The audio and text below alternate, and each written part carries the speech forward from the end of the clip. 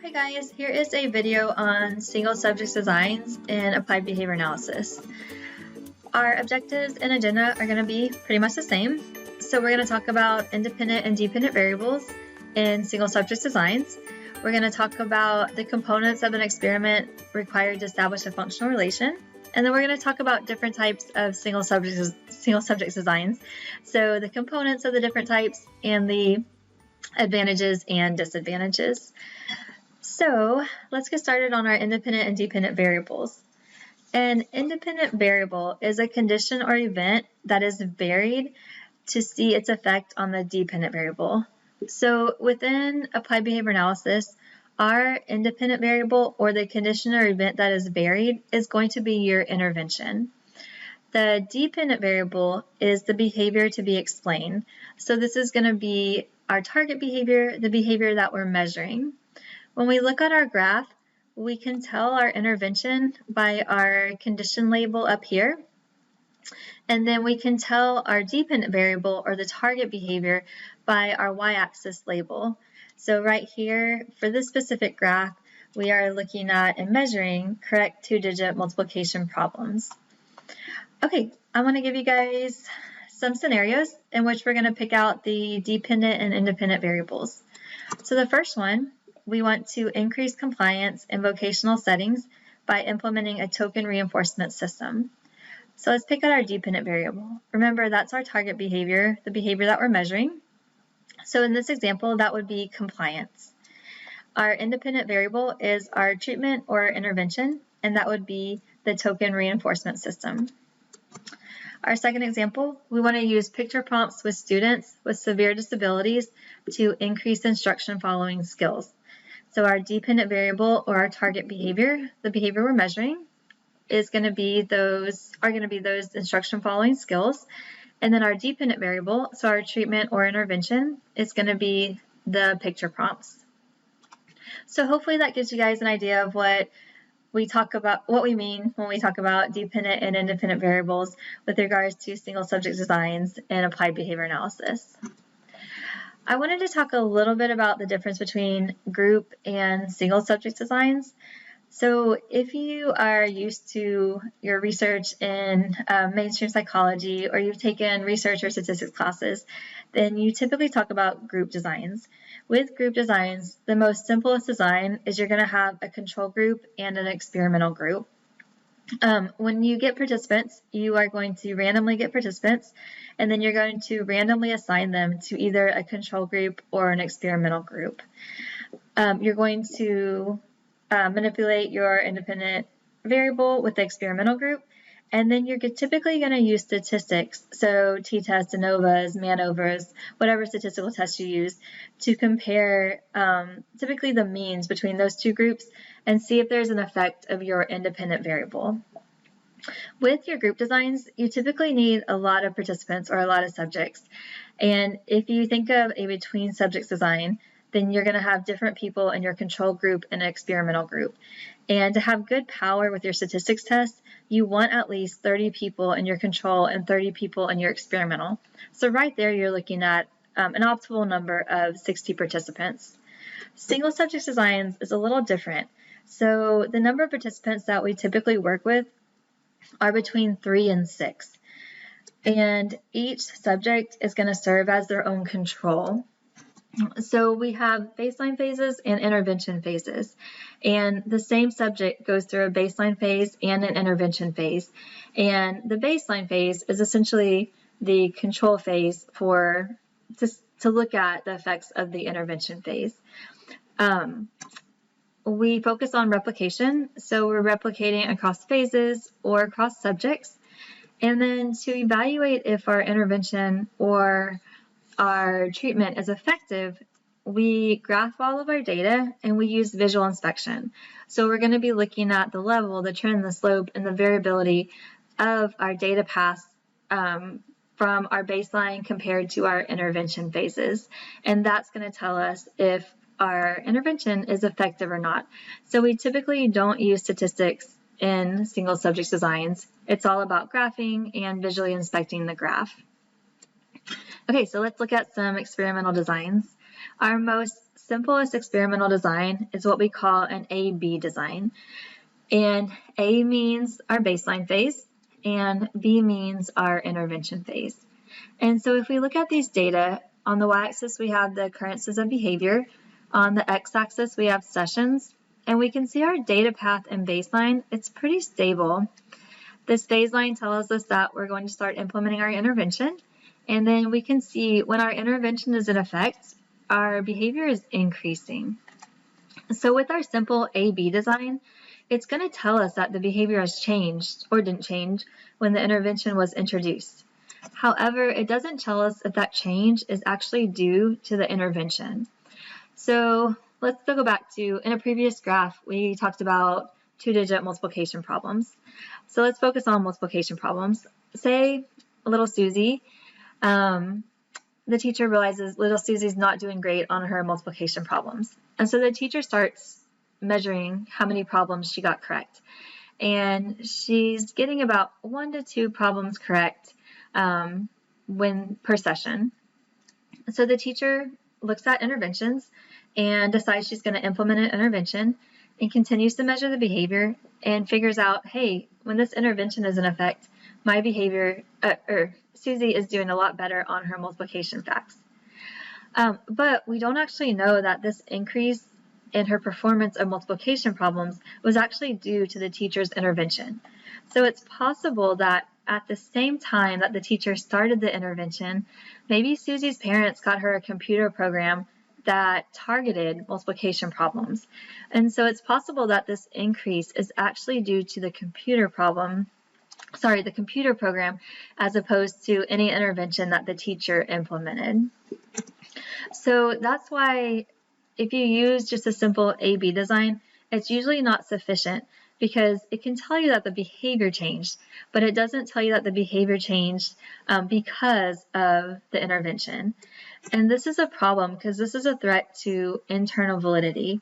Within internal validity, you want to be as certain as possible that the changes in your dependent variable are due to your independent variable. And within applied behavior analysis, we talk about that in terms of a functional relation. So we want to establish functional relations between our dependent variables and our independent variables.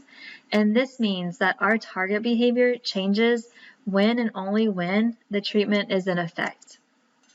And to do this, we need to make sure that the process is replicated or repeated 1 or more times with the desired effect. So if you have a baseline phase and then an intervention phase, so if you have your typical A-B graph, what you want to do is you want to go back to the baseline phase and then you want to implement your intervention again. And if you get the desired effect a second time, then you can be fairly certain that any confounding variables that could have been in effect the first time probably weren't the second time. And so you can actually be certain that you have this functional relation where the change in your dependent variable was solely due to your treatment or your intervention. So to establish a functional relation, you have to have both treatment implementation, you have to implement a treatment, and you have to have replication. And if you guys think back to your dimensions of ABA, we have 7 of them. When we talk about ensuring that we have a functional relation between our dependent and independent variables, we're talking about that analytic dimension. Okay, so I'm going to talk about a couple of different single subject designs that we use. We typically don't use just that A-B design because that A-B design has a lot of threats to internal validity and it doesn't allow us to determine a functional relation. So I'm going to talk about a couple of different designs. The first one is a reversal design, and I've kind of mentioned this in the previous slide, but with the reversal design, you would have a baseline phase and then an intervention phase. You would go back to baseline and then you would implement the intervention a second time. This allows us to establish that functional relation because we've implemented an intervention and we've replicated the intervention. And so we can see from these data, we have high levels during baseline, our behavior decreases during the intervention, high levels during our second baseline when the intervention is removed, and then our behavior decreases when the intervention is in effect again.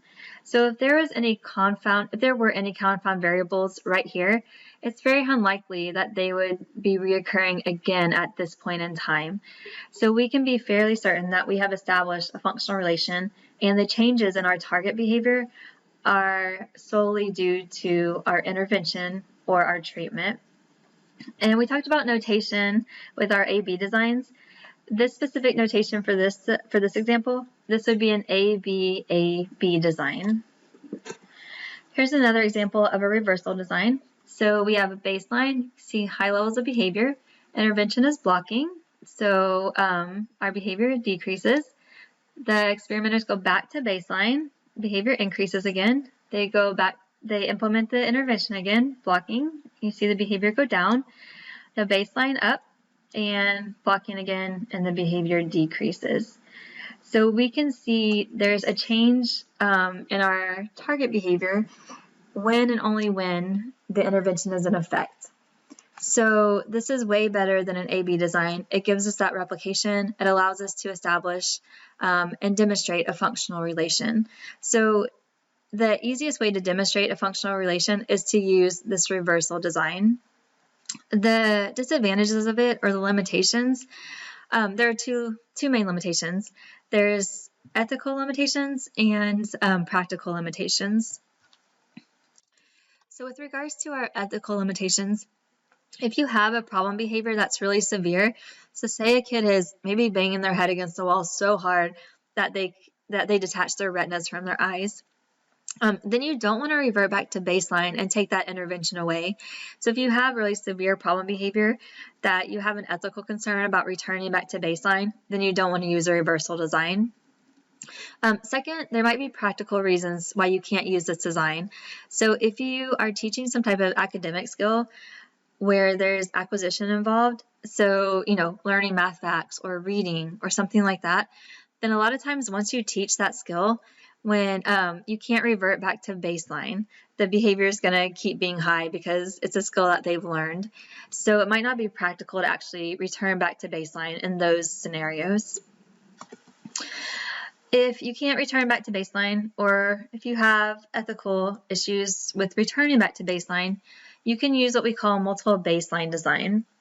And with a multiple baseline design, this is basically when there are two or more A-B graphs that are located on top of each other. And we can do this because with the multiple baseline design, the second baseline is going to extend out further than the previous one. So you can see this extension in the baseline right here. And then if you have a third A-B graph, then the baseline extends even further than the previous one. There are 3 different variations of the multiple baseline design. You can have a multiple baseline across participants. So this is when you have maybe 3 different kids. Maybe you have Sam, Sienna, and John, and they emit the same behavior in the same setting. So maybe they're all having trouble with math facts in math class. You can implement an intervention across participants, and you could have, Sam, Sienna, and John here. You can have a multiple baseline across settings. So one participant, same behavior, but the behavior is emitted in several different settings. So maybe in math class, at lunch, at recess, things like that. And then you can have a multiple baseline across behaviors. So one participant, same setting, but different behaviors. So you might have Sam in math class, and he might be hitting and kicking and throwing pencils on the floor. Same participant, same setting, different behaviors. I have an article for you guys to read in the module, and Carr talks about 3 different aspects of a multiple baseline design. He talks about the prediction phase, and this is when you have a baseline and you implement an intervention.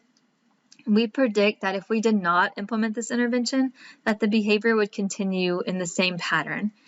And we can show this because we have 5 data points here for our baseline, and here we have more than 5 data points, and we can see that the data path continues in the same way if the intervention was not in effect.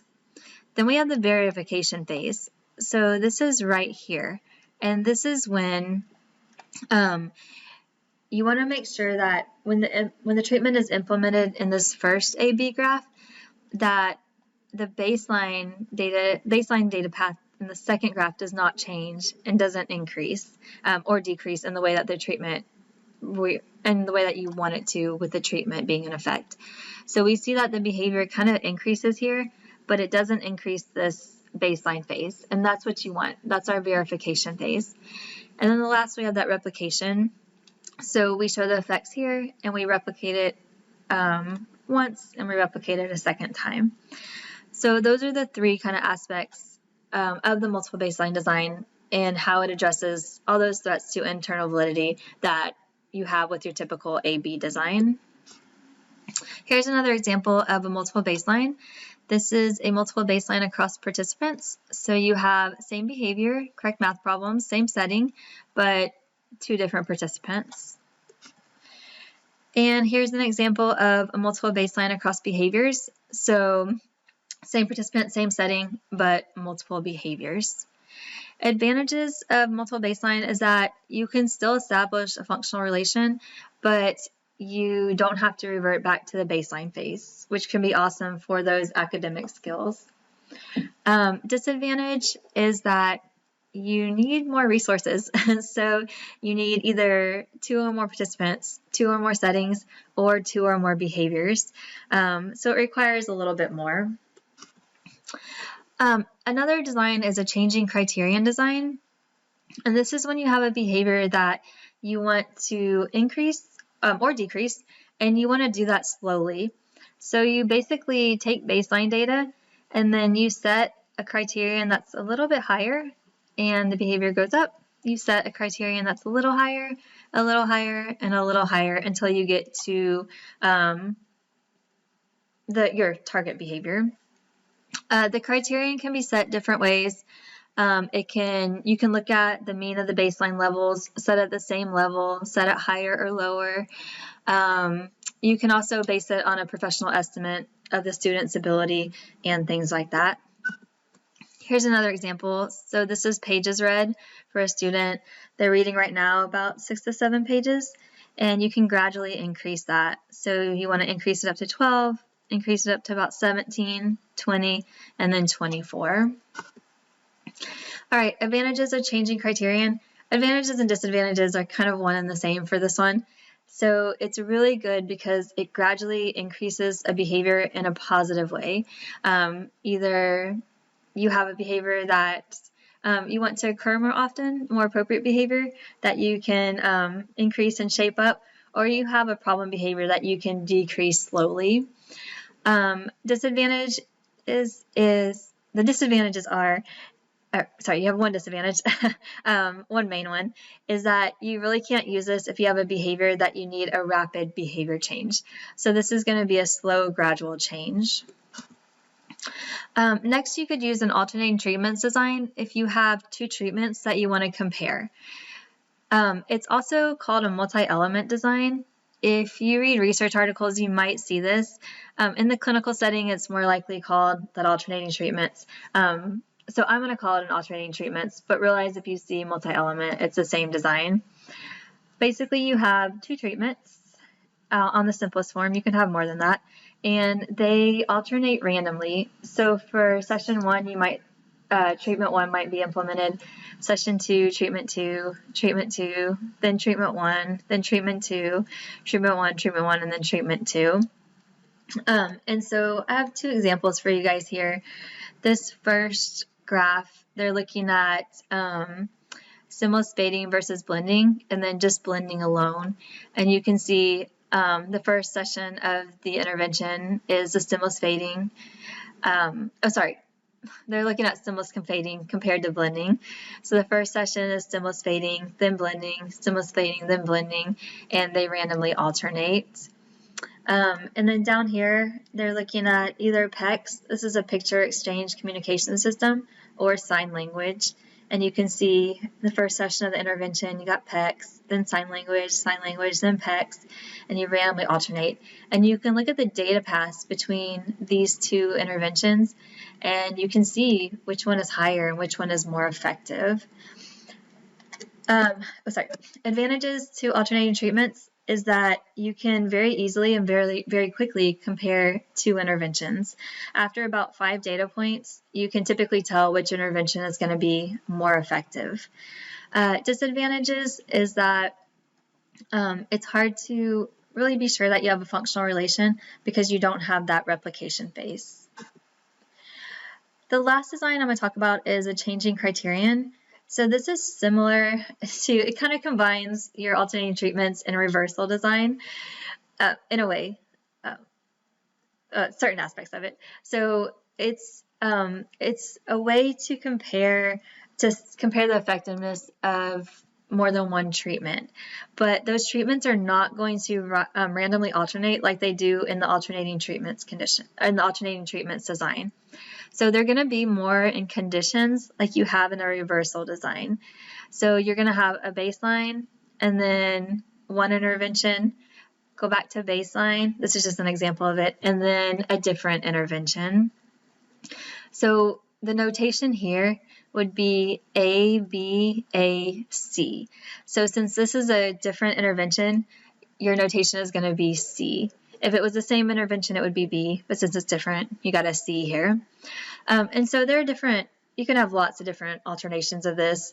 You can have A, B, C, so you can do a baseline, first intervention, and then the second intervention. You can do this, which is the example I gave you guys here, baseline, first intervention, baseline, the second intervention. Advantages of this is it does allow you to compare those different conditions. Disadvantage is that a lot of times it doesn't have that replication phase. So when you look over here, at least at these two examples, the interventions, either B or C, are not replicated. So it's hard to show that functional relation when you don't have that replication phase. However, you can extend it out. So if you look at this example, A, B, A, B, A, C, you have the replication here with your B condition. Disadvantage of this is that you have a lot more conditions now and it takes longer to run. All right, guys, we talked about independent and dependent variables. So your independent variable is your treatment or intervention, and your dependent variable is your target behavior. We talked about the difference between group and single subject designs.